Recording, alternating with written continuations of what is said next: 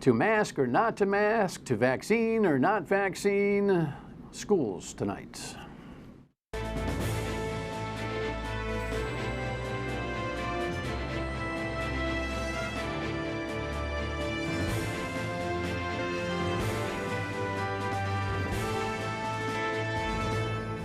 The Dan York State of Mind program is brought to you in part by Lookout Rhode Island and Takeo Comfort Solutions. So the National Education Association was one of the entities that put a significant amount of pressure on the administration to go with a school mask mandate last week. And I will tell you, it's a perfect conversation for my guest, the executive director of the NEA, because he and I love to joust, and we come to the same end game on this. But the logistics and the government frittata, to borrow an old Providence political term, that has occurred here is just mind-blowing. It really is, and the amount of runaway leadership that is kind of permeated through this whole thing is, I think, at a new world record pace. So I'm interested to see what Bob Walsh thinks about those things, and then to talk literally about the beginning of the school year. I think the yeoman's work that teachers have done for the last 2 years, just trying to keep this thing together, and where we're going from here. So anyway, great to have you in. Thanks for coming into this weekend's Dan York State of Mind.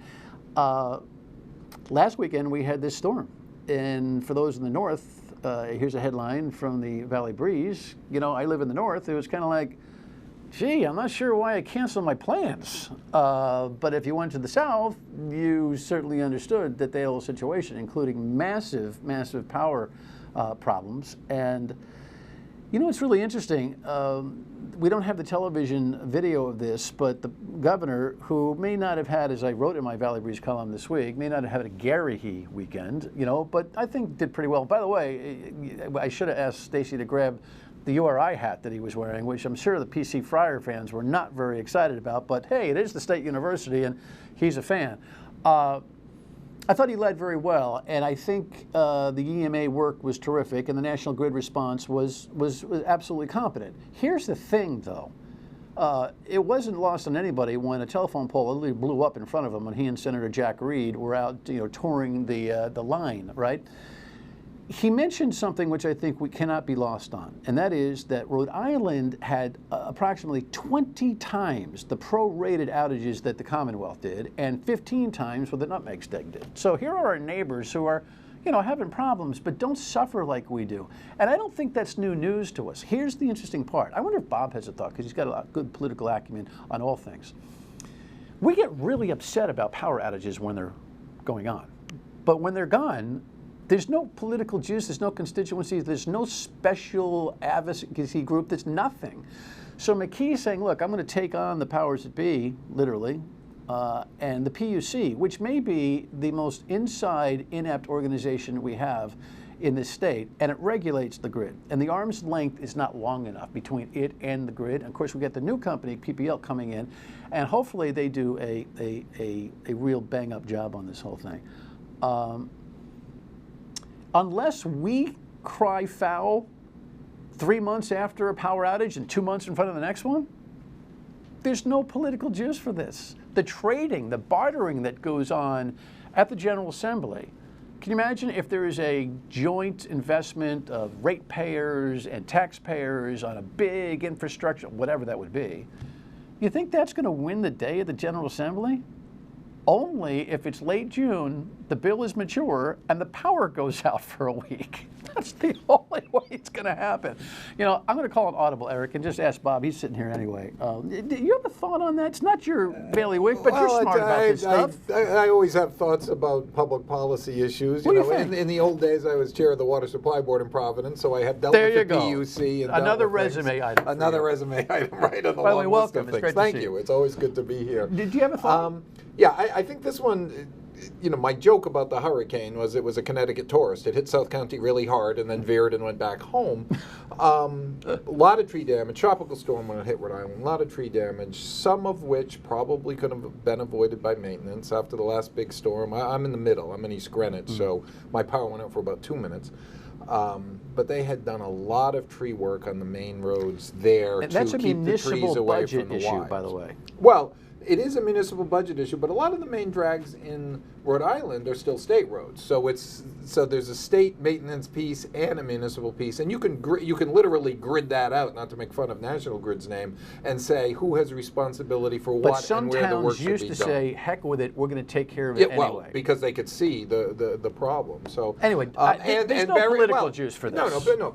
It costs money, and they're going to say, what are they going to say? They're going to the PUC and say, well, if we do it, we're going to pass it on to the ratepayers. But they're going to pass along the cost of bringing trucks in from all over the region to do the repairs to the ratepayers, and people are going to be a lot happy, out to prevention, right? So I think there are some power lines that are probably should be buried, and a lot of tree work that needs to be done. I think everyone agrees. Yeah. But when push comes to shove, if there's legislative action required on this, and I believe there would be with the kind of upgrades that are allegedly necessary, and it's way past my expertise. In fact, I have none.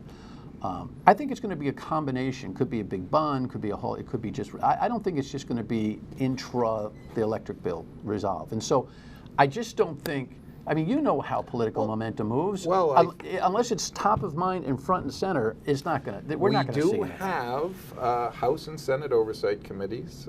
Chairman Serpa and Chairman DePalma probably are watching this show as it airs, and they said, yeah, they're probably already working on the idea of getting these folks in before them. So there's something we can do, track, talk about, and see if we can get fixed. Yeah, sorry, I just don't. I don't think there's anything there.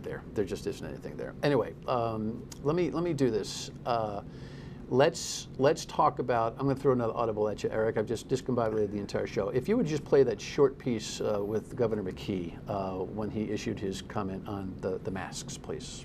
I want to be crystal clear. All students will be wearing masks when school starts in September. All right. This is the essence of our conversation. In a little bit, we're going to play you that story about Gloucester and how they came behind this thing last week and is exploring litigation, which I don't think is unwise. This could take 12 shows, yes. This conversation. It could. People wonder, including Senate Republicans, one of whom, Senator De La Cruz, I had on the radio yesterday as I tried to explain. She's like, gee, all of a sudden, the governor was all about local decisions on schools, and all of a sudden he decided, what happened there? I'm like, what do you mean, what happened? The State Board of Education took it upon themselves, on some of your inertia and others, to go this way. I don't believe, you do, that they have the authority to do what they did, which is to issue a mask mandate with a penalty of funding to local districts if they didn't come back to their back-to-school plans with a mask mandate. Meanwhile, the General Assembly its leadership has been feigning leadership, I think, in the sense that they have been urging the governor to issue this mask mandate, yet they won't come in to qualify, quantify, validate, certify, restart his emergency authorization. So he, worrying about lawsuits like Gloucester is going to file, decided to tweak the emergency status of the Delta variant through the auspice of the health department and came down with this mask mandate 2 days after he said he wouldn't do that. People get confused. I understand why he did it, and I blame all of this on the General Assembly for not stepping up and doing their job. Having said that, will you take the blame for this transition into a mask mandate? Listen, yeah, I'll take the credit. You, the School Committees Association, a couple of other organizations wrote a letter, a very good letter, with a very good rationale for the mask mandate. I just got a process problem with this. Yeah, well, I understand that, and if what did Shakespeare say? First shoot the lawyers, right? The first legal interpretation that the governor got was that in the last budget the General Assembly passed, he got the advice he didn't have the power to make the mandate because they were curtailing his emergency powers, and he believed that to be true. We can argue about later. Yes. He saw a different way through. And he and I discussed that, and we were discussing at the other unions, the school committees. The superintendent said, okay, well, what's the next court that we can go to? Well, you go to the Council of Elementary and Secondary Education. What power do they have? They have the power to approve the back-to-school reopening plans, as does the Department of Health, and by the way, the local building inspector can do it to an individual school. But for statewide, everyone has to submit a plan every year. usually it doesn't matter because there's not a pandemic going on and nobody sees this. So we saw that last year. We actually went to court last year in Bristol Warren saying their plan wasn't inadequate. Wasn't adequate, and the court said, you have a point, but the action you're trying to take is beyond our scope to grant you, and the matter got fixed anyway. So we wrote to the governor, asked him to join us in asking the council to take an action. They took an action, and you and I we agree with the outcome. We disagree whether they had the power to do it or not. Right. And then 2 days later, the governor and here's how I would say it as a layperson, probably instead of asking his lawyers if he had the power, probably said to the lawyers, "Hey, how do I get the power?" And they said, "Well, if Delta is a different flavor of pandemic, it's a new crisis." Okay, that seemed to be good enough, and he used his bully pulpit to issue the order. And governors have different styles. Bruce Sutherland would have said, "The heck with it, just issued the order." Governor McKee, who was trying to balance, as Senator De La Cruz said, that local control versus state power and trying to get people to the right place versus imposing it upon them, probably finally said with 3 weeks left, enough is enough, I'm issuing the order. So, and I think that's all well and good, and it got us to where we needed to go. And he simultaneously asked the legislature to come back in to quantify it, and of course they won't. And the incredibly mature reaction from the Senate and from the Speaker and the Senate President was, "Hey, he didn't tell us on the phone he was going to do that." Which, by the way, too many sources to me indicate to me that that's not necessarily true. So I mean, well, I wasn't on that phone call, but the legislative leadership also said we don't have to. We have said you have this power because it's a health and safety thing. Right, but the funny thing on the legislative side, because I want to get to the school side in our next segment, but on the legislative side, what's really fascinating to me is you got Democrats and Republicans who are attacking McKee for overextending his authority, while they know that the ultimate solution lies right in their chambers. Well, and they should be turning on their own leadership to go back and to make sure that this is qualified. Unfortunately, we're going into a political year, so you've got to look at everything through the lens of the Republicans are desperately seeking anybody to run for governor, so you must as well throw shots at the guy who's there. And they philosophically believe that it should be all local control, and we will get to that in the next segment. And Democrats are all over the place. Right. We have a lot of people running for governor. Yeah, there's always that factor. Right back, stay with us.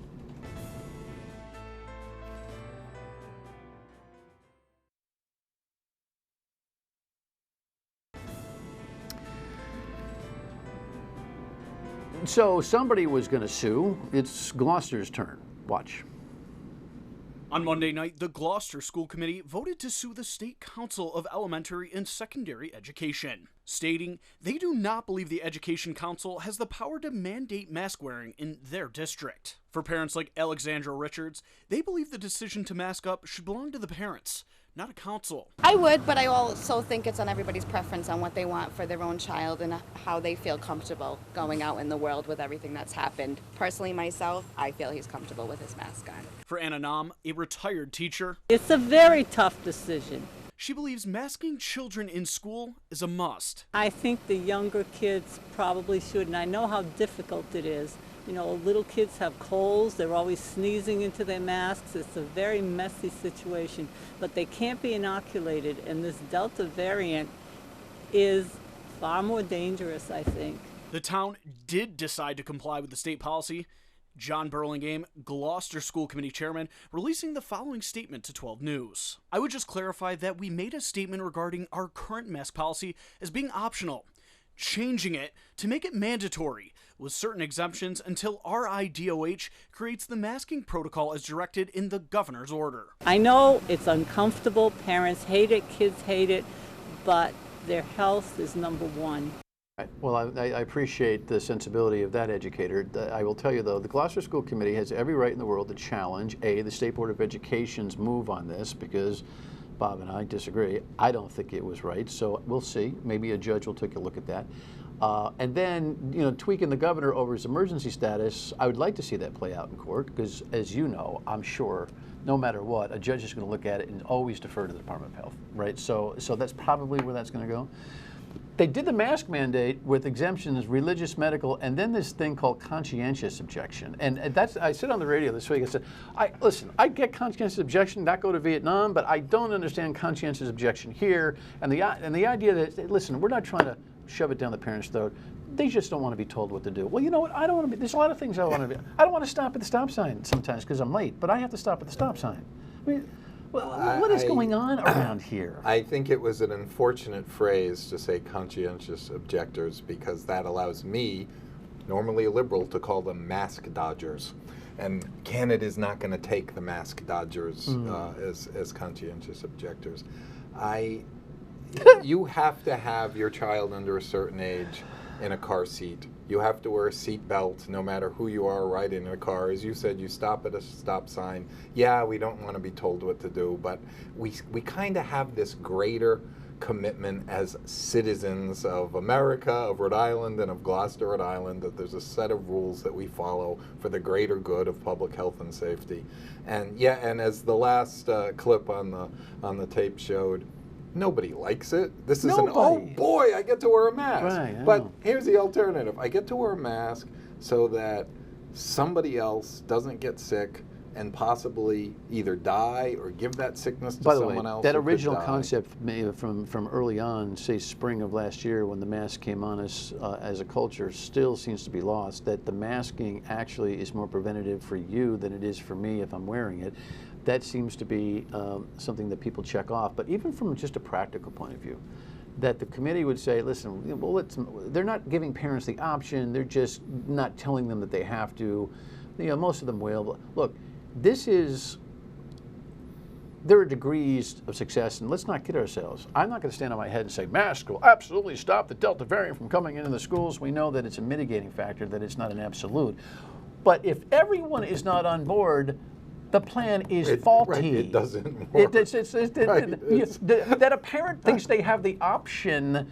Sorry, your child is either going to stay at home or be in one little isolated schoolroom. I don't know what. By the way, are you hearing what the options are for parents who decide that they want to bust chops and not cooperate with this? Well, their child is going to probably be sent home. I mean, we haven't, because we assume that they will eventually cooperate with the rules, and you feel bad for those kids who become political pawns for some weird political cause that the parents are taking. I do not understand. We just missed the crisis. We're the same age, but I'd never read any stories, and I looked into this a little bit. Did people refuse to stand in line for the polio vaccine? And there was some turbulence. And by the way, there was multiple versions of the polio vaccine as well. Right. Yeah. But yeah, there was some turbulence over that, but not the kind of political divide that is assigned to this particular And I don't understand controversy. why. I mean, there's one thing Joe Biden and Donald Trump have in common. They're both fully vaccinated. Yeah, but Donald Trump goes to Alabama and says, I get vaccinated, and he gets booed. And then he says, well, listen, you got your rights. In other words, he's not. Right. No, he's not a leader on the topic, not a hard but he sell. Personally, so, do what I say, not what I do? Or should it be do what I do? Then is the vaccine issue. When we come back,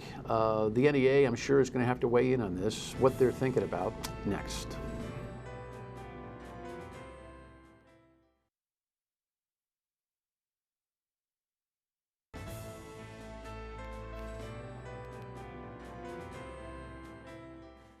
Jersey coming.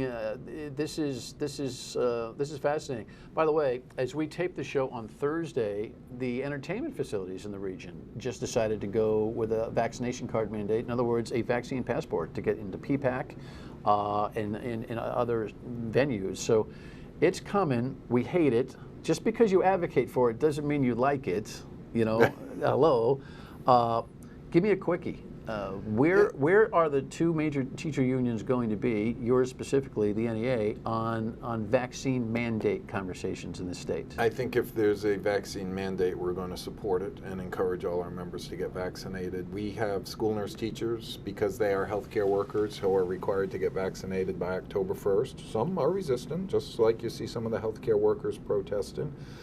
There's a minor collective bargaining piece to it, bargain the impact, which means, all right, if you get the vaccine on a Wednesday and you're not feeling well on Thursday, we'll probably say, well, don't make them discharge a sick day. They're doing something you asked them to do or required them to do versus something they did on their own. But by and large, is that going to actually be a holdup? No, that's just something you get to bargain. You could bargain it after the fact. I mean, you still have to get the vaccine if it's a mandate. I would think it's you can't put that in front of the mandate. No, you can't. You can't stop a mandate for a bargaining thing. You could bargain the impact a year from now. Say, hey, I had 27 people that missed a day because they got the vaccine you're required. You owe them a day's worth of pay, right? I mean, it doesn't matter. You can do that after the fact without stopping the mandate. I just have to say, it's legitimate. But he's the tenacious nature of no, it's explaining the circumstance. There's nothing that comes through in your world where you don't go, wait a second.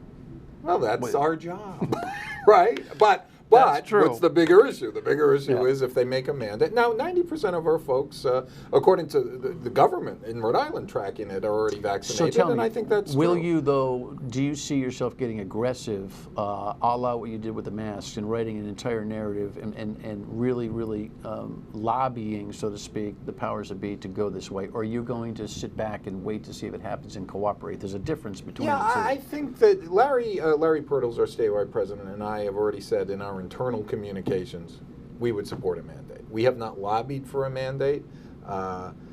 They seem satisfied that so many of our folks are vaccinated, but want to make everyone comfortable at a staff meeting and make sure everyone's vaccinated.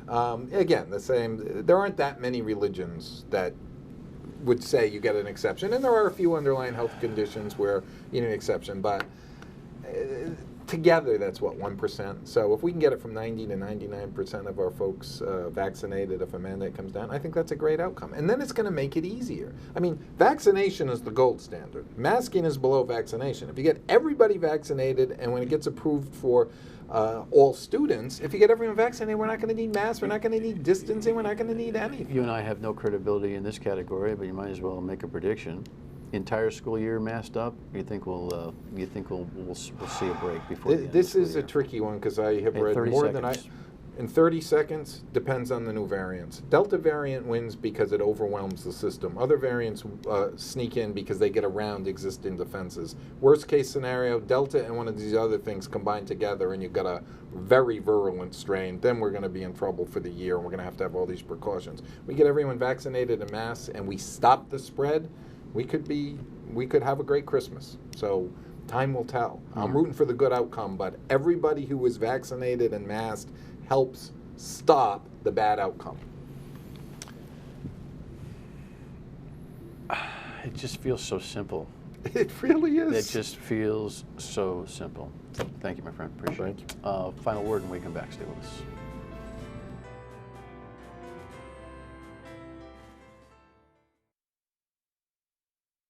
As we speak, Afghanistan is in turmoil times the turmoil with a terrorist act there. How the Biden administration reacts to this is going to be really, really crucial for its confidence with the country. Just keep a level head when you're talking to friends and relatives about this. Everyone wanted to get out. How we got out, I get it. Have a great weekend.